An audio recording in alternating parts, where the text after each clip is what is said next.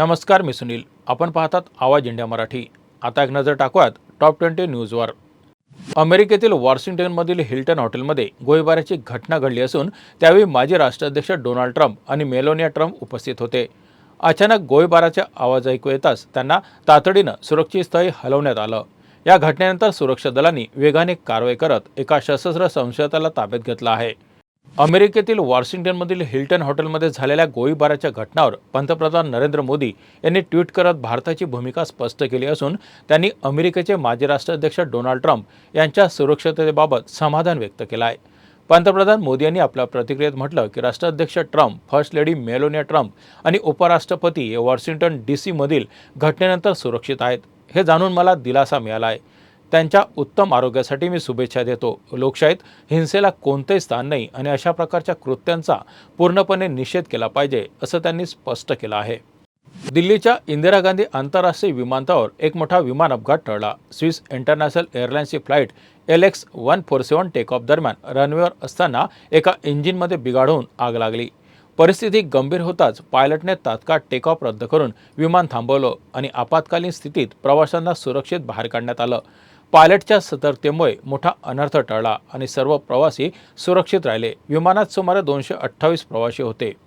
बागेश्वर धामचे धीरेंद्र शास्त्री यांनी छत्रपती शिवाजी महाराज आणि समर्थ रामदास स्वामी यांच्यात गुरु शिष्य नाते असल्याचा दावा केल्याने महाराष्ट्रात वाद निर्माण झाला आहे. या विधानावर शिवप्रेमींनी तीव्र आक्षेप घेतला आहे. संजय राऊत यांनी या प्रकरणावर प्रतिक्रिया देताना राज्य सरकारने भाजपवर टीका केली. त्यांनी म्हटलं की मुख्यमंत्री आणि सरसंघचालकाच्या उपस्थितीत जर इतिहासाची चुकीची मांडणी होत असेल तर ते दुर्दैवी आहे. तसेच चुकीचा इतिहास सांगितला जात असताना त्यांना वेळीच रोखणं आवश्यक होतं, असंही राऊत यांनी नमूद केलं. बागेश्वर धामचे धीरेंद्र शास्त्री यांच्या छत्रपती शिवाजी महाराज आणि समर्थ रामदास स्वामी यांच्याबाबतच्या कथित वादग्रस्त वक्तव्यामुळे राज्यात मोठा राजकीय वाद निर्माण झाला आहे. माजी खासदार छत्रपती संभाजीराजे यांनी प्रतिक्रिया देत म्हटलं की अध्यात्म आणि इतिहास यांची सरमिसळ करू नये, तसेच चुकीची माहिती पसरू नये. काँग्रेसने या वक्तव्यावर आक्रमक भूमिका घेतली असून प्रदेश अध्यक्ष हर्षवर्धन सपकाळ यांनी राष्ट्रीय स्वयंसेवक संघ आणि मुख्यमंत्री देवेंद्र फडणवीस यांच्याकडून माफीची मागणी केली आहे. प्रवक्ते सचिन सावंत यांनी भाजपवर शिवाजी महाराजांचा इतिहास बदलण्याचा आरोप केला आहे. अजित पवार यांच्या कथित विमान अपघाताच्या चौकशीवरून राजकीय वर्तुळात तणाव वाढला आहे. काही नेत्यांनी या प्रकरणाची सखोल आणि निष्पक्ष चौकशी करण्याची मागणी केली आहे. दरम्यान अजित पवार गटाचे नेते अमोल मिटकर यांनी एक्सवर दावा केला आहे की अपघाताच्या एक दिवस आधी बारामतीतील विद्या प्रतिष्ठानच्या बांधकाम साईटवर अघोरी पूजा झाल्याची माहिती समोर आली आहे. तसेच या प्रकरणामागे काही कट असल्याचा संशय काही नेत्यांनी व्यक्त करण्यात आला आहे. मात्र या सर्व दाव्यांना अधिकृत तपासातून अद्याप कोणती पुष्टी मिळालेली नाही. दहिसर येथे रिक्षा टॅक्सी चालकांसाठी आयोजित संवाद कार्यक्रमात मोठा गोंधळ झाला होता. शिवसेना शिंदे गटनेते राम यादव यांनी माजी खासदार संजय निरुपम यांच्या उपस्थितीत कार्यक्रम आयोजित केला होता. मात्र मनसे कार्यकर्त्यांनी विरोध करत घोषणाबाजी, दगडफेक आणि वाहनांवर हल्ला केल्याने तणाव निर्माण झाला होता. या प्रकरणी MHB पोलिसांनी मनसेच्या 11 कार्यकर्त्यांना अटक केली असून बोरिवली न्यायालयाने त्यांना प्रत्येकी 6,000 रुपयाच्या जात मुचलक्यावर जामीन मंजूर केला आहे. नाशिकमध्ये अशोक खरात याच्यावर गंभीर आरोपाची प्रकरणे समोर येत आहेत. धर्माच्या नावाखाली महिलांचं लैंगिक शोषण आणि आर्थिक फसवणूक केल्याचा आरोप त्याच्यावर करण्यात आला आहे. मिळालेल्या माहितीनुसार त्याच्या फार्म हाऊसवरील कुकने काही धक्कादायक बाबी उघड केल्याचा दावा केला जात आहे. तसेच एका CAच्या मदतीने त्याच्या हालचालींवर नजर ठेवण्यात आल्याची माहिती समोर येत आहे. SITकडे काही CCTV फुटेज मिळाल्याचं सांगितलं जात असून त्यात संशयास्पद परिस्थिती दिसल्याचा दावा केला जात आहे. अशोक खरातवर नाशिकमध्ये आणखी एक गंभीर फसवणुकीचा गुन्हा दाखल झाला आहे. तो सध्या लैंगिक शोषण आणि आर्थिक फसवणुकीच्या आरोपाखाली कारागृहात आहे. नव्या प्रकरणात एका चार्टर्ड अकाउंटंट महिलेची सुमारे 8,76,00,000 रुपयाची फसवणूक केल्याचा आरोप आहे. संबंधित महिला त्याच्या शिवनिका ट्रस्टमध्ये विश्वस्त म्हणून काम करत होती. 2018 ते 2023 या काळात खरातने तिचा विश्वास संपादन करून कुटुंबावर संकट असल्याचं भाकीत सांगत धार्मिक विधीच्या नावाखाली मोठी रक्कम उकळल्याचा आरोप आहे. नाशिकमधील TCS मल्टीनॅशनल कंपनीतील कथित धर्मांतर प्रकरणात फरार आरोपी निदा खान हिचा अटकेत असलेल्या इतर आरोपींशी सतत संपर्क असल्याचं SIT तपासात समोर आलं आहे. मोबाईल कॉल डिटेल्सनुसार नोकरी सोडल्यानंतरही तिचे आरोपीशी संवाद सुरूच होते. यामुळे मोठ्या फसवणुकीचा कट रचला गेल्याचा संशय अधिक बळावला आहे. दुसरा आरोपी दानिश शेख याच्या मोबाईलमधून संशयास्पद फोटो आणि व्हिडिओ मिळाले असून त्यांचं सखोल विश्लेषण सुरू आहे. विरार पूर्वेकडील चंदनसार रोड परिसरात मध्यरात्री एर्टिगा कार आणि एक्टिवा चालक यांच्यात युटर्न घेताना इंडिकेटर न दिल्याच्या कारणावरून वाद झाला। हा वाद काही क्षणातच तीव्र होऊन दोन्ही गटांमध्ये दगड आणि लोखंडी रॉडने तुंबळ हाणामारी झाली। या घटनेत एर्टिगा कारची काच फोडण्यात आली असून वाहनाचं मोठं नुकसानही झालं आहे। या प्रकरणी दोन्ही बाजूंनी परस्पर तक्रारी दाखल करण्यात आल्या असून विरार पोलीस ठाण्यात गुन्हा नोंदवण्यात आला आहे। मुंबईतील मालवणी पोलिसांनी वन्यजीव तस्करी विरोधात मोठी कारवाई करत अदनान आसिफ खान या तरुणाला अटक केली आहे। त्याच्याकडून सुमारे 1,15,70,000 रुपये किंमत असलेली व्हेल माशाची उलटी जप्त करण्यात आली आहे। माहितीनुसार आरोपी ही प्रतिबंधित वस्तू मालाड परिसरात विक्रीसाठी घेऊन येत होता। पोलिसांनी सापळा रचून त्याला रंगेहात पकडलं। आरोपी बोरोली पूर्व येथील रहिवासी असून एका खासगी कंपनीत काम करतो। ओतूर जुन्नर मार्गावरील पांगरी माता ते बनकर फाटा दरम्यान डंपर आणि होंडा सिटी कार यांच्या समोरासमोर भीषण अपघात झाला। वळणावर झालेल्या धडकेत कारचा पुढील भाग पूर्णपणे चक्काचूर झाला। या अपघातात जुन्नरचे निवडणूक नायब तहसीलदार अनंता बनाजी गवारी यांचा दुर्दैवी मृत्यू झाला।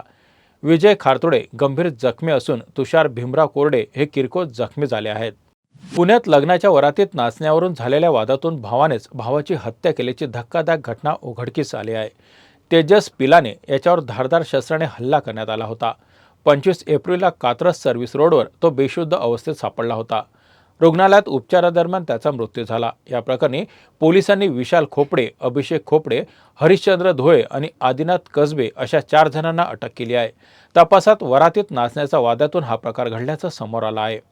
राज्यातील लाडकी बहीण योजनेत अपात्र लाभार्थी महिलांकडून सरकारने वसुली सुरू केली आहे। अधिकृत माहितीनुसार एकूण 12,915 महिलांना अपात्र ठरवण्यात आलं असून त्यापैकी 6,457 महिलांकडून आतापर्यंत सुमारे 11 कोटी रुपयांची वसुली करण्यात आली आहे।